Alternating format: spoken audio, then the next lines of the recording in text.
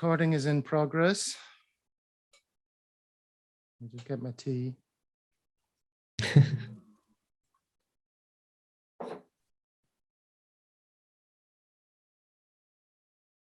Okay, so Claude, this is the little bit that we record video and audio.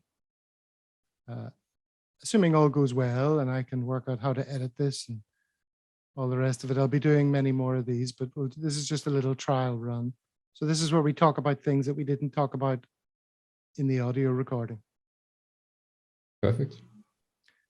For example, I was going to ask you to tell us the story of you getting electrocuted. Oh yeah, that's an interesting one, and I learned quite a valuable lesson that day too. And that's don't stick anything metal into a plug that is connected. Yeah, obviously it wasn't intentional.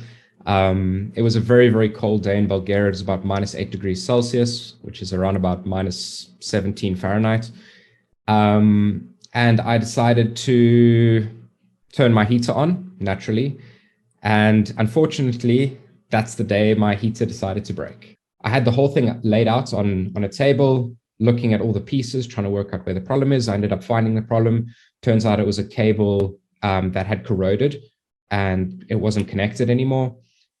Now, the thing is, when I moved to Bulgaria, I don't have a full set of tools. So I don't have like a soldering iron or anything where I could have connected it back up in a logical way. So instead, what do? I decide, okay, well, there's a little gap. I could probably just shove the wire underneath and that should be enough to hold it in place. In hindsight, not the best idea.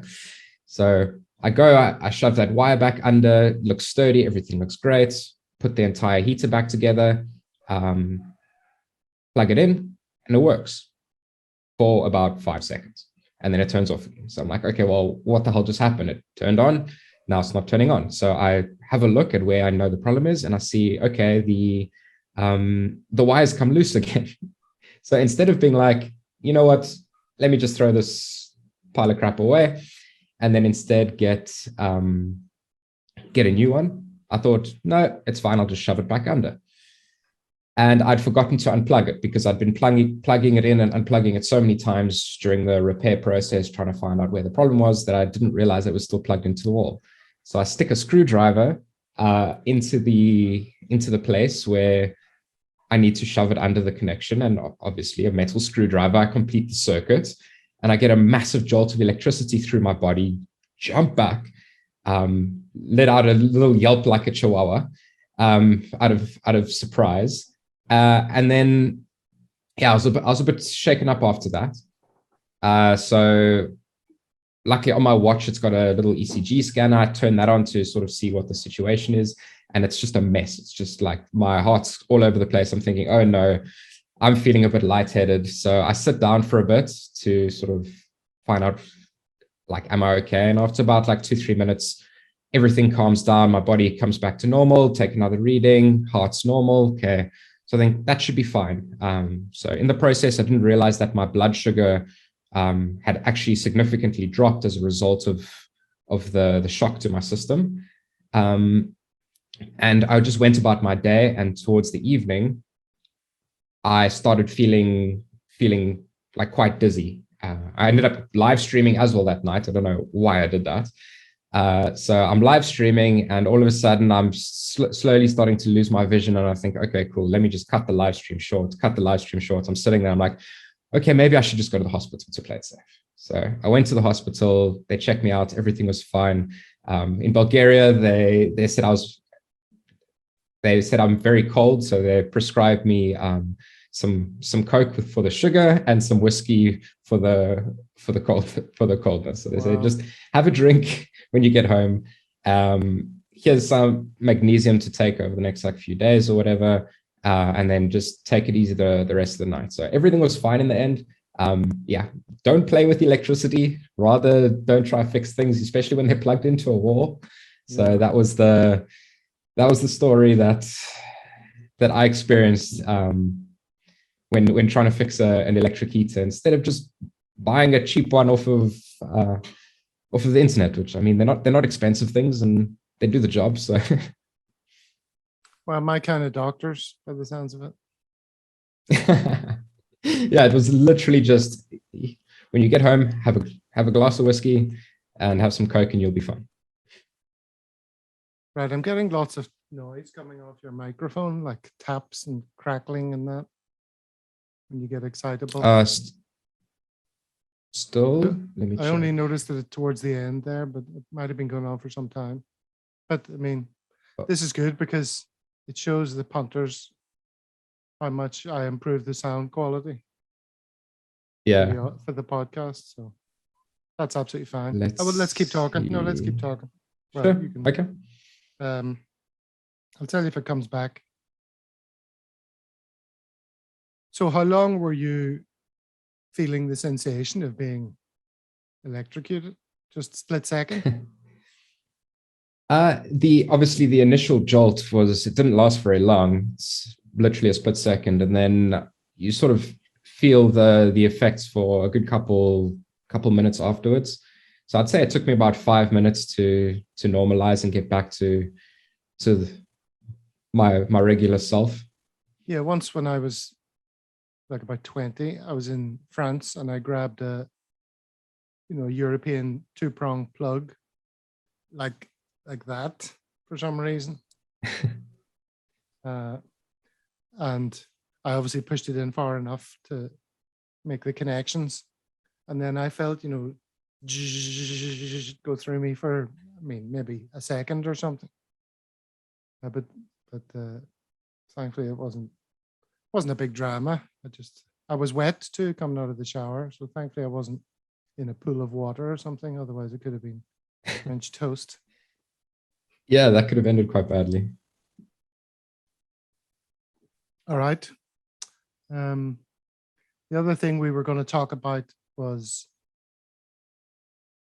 my story about being in South Africa and Yes. how a night out in South Africa meant I stopped eating meat ever since. I'm interested in hearing that.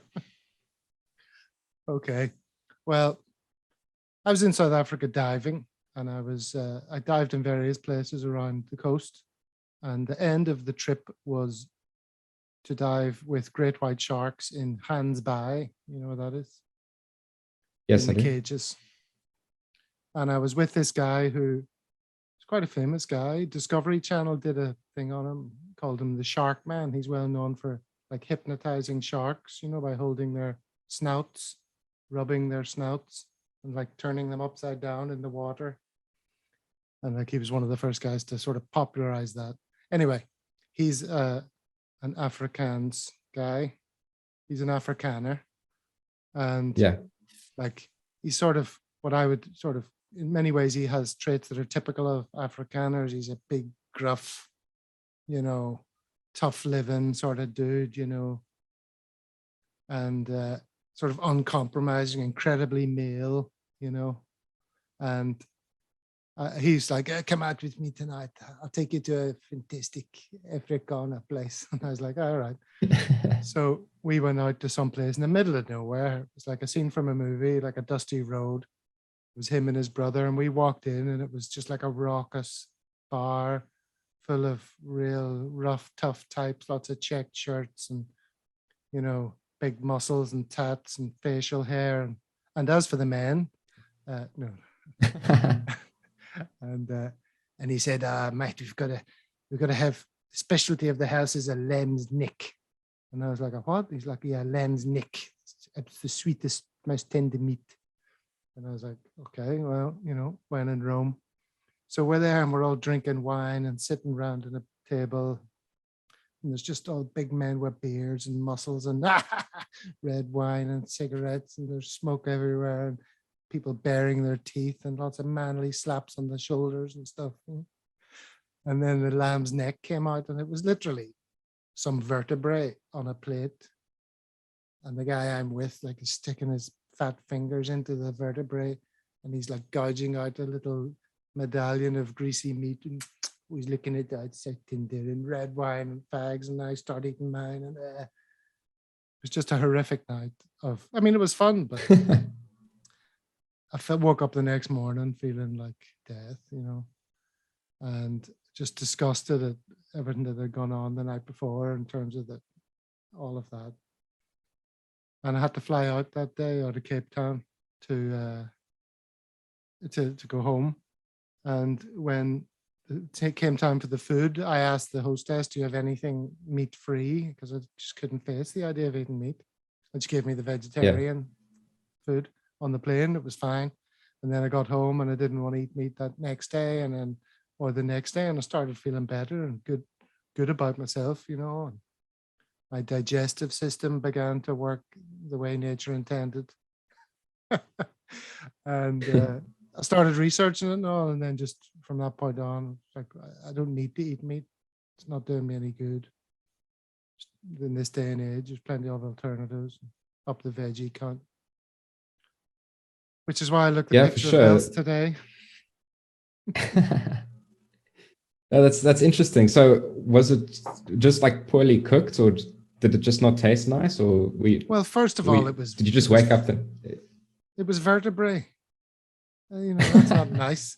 I mean, even then, in those days, if I was going to eat meat, I wanted to look as little like an animal as possible. But when the skeleton, parts of the skeleton are in front of you and you're teasing the meat from between the bones, little sockets, little pockets of meat, and it was just really fatty and kind of slimy and like slid down your mouth if you didn't chew it, you know. It's just nasty. It's nasty. And there was red wine galore and cigarettes and ultra alpha male behavior everywhere. It's just all rather uncomfortable. Yeah, fair enough.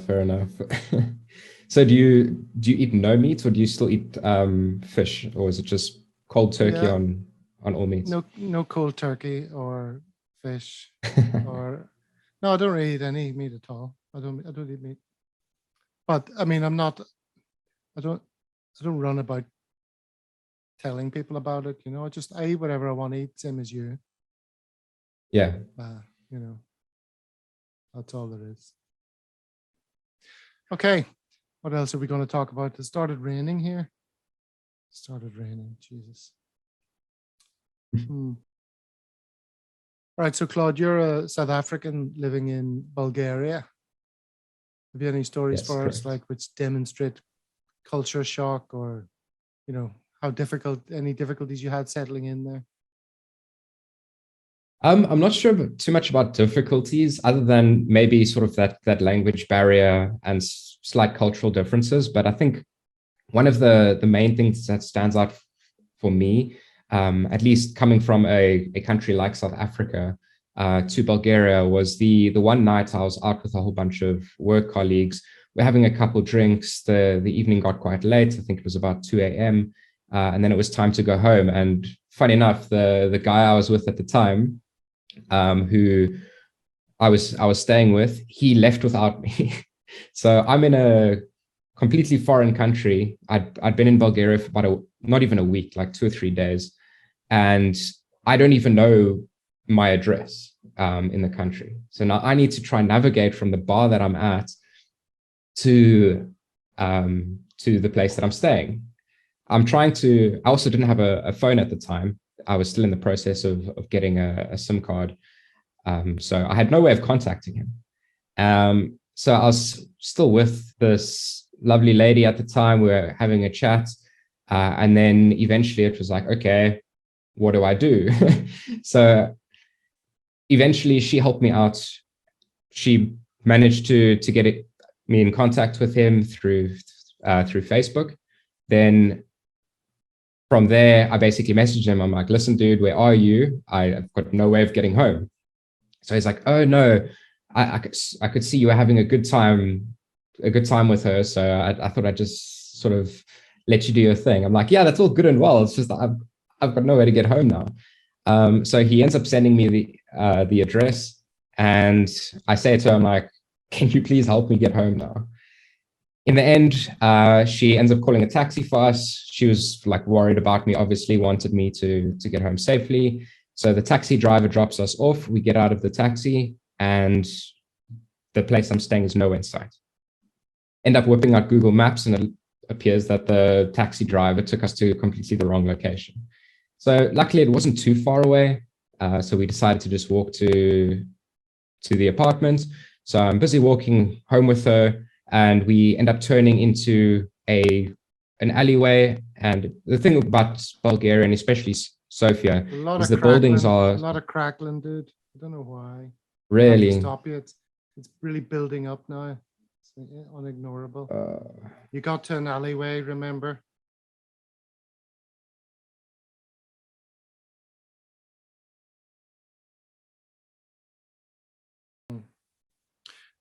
So you got to an alleyway with this Bulgarian girl? yeah. So we turned down this alleyway, and the thing about Sofia is the buildings are covered in graffiti, and that's sort of just part of the city. And in South Africa, that's normally a sign that you're in the wrong neighborhood and you don't want to be there. It's normally very dangerous. So I'm walking down this alleyway with her, and I am terrified. So I say to her, I'm like, is this safe? Are we fine? She's like, yeah, this is perfect. She's like dancing around in the streets, having an amazing time. We're just walking to the building. And I think that for me was one of the most terrifying moments in Bulgaria. And I realized, oh, wait, I'm in Europe. I'm in Eastern Europe. It's actually so safe in this country. I don't need to fear for my life when I walk down a dark alleyway, sort of covered in graffiti and everything. And that was sort of one of the nice things that I realized about Bulgaria. And it was one of the moments I was like, I could actually live here. And that was one of the points where I thought, okay, I could make this my home. And funny enough, that Bulgarian girl actually turned out to be my girlfriend that I'm still dating to this day. So I was waiting for that. All right, very good. I think that'll do us. That'll give the folks a little taster of what these Perfect. videos could be like.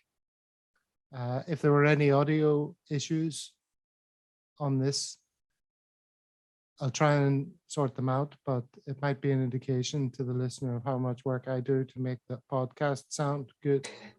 So people say, why don't you just record the conversations? Because it would be, people say, why don't you just video the conversations you're having when you're making the podcast and put it out as a video podcast? Because there's a million and one things that I have to do to the audio to make it work.